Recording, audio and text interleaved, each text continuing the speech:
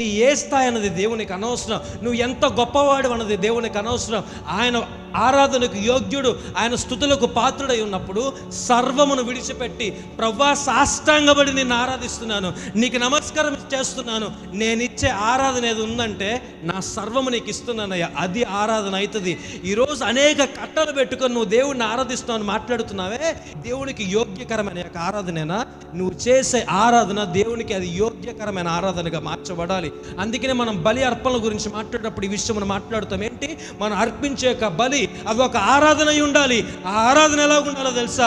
ఇంపైన సువాసనగా, ఒక ధూపముగా దేవుడి దగ్గరికి చేర్చబడాలి. అది చాలా ఇంపార్టెంట్, అది చాలా అవసరము.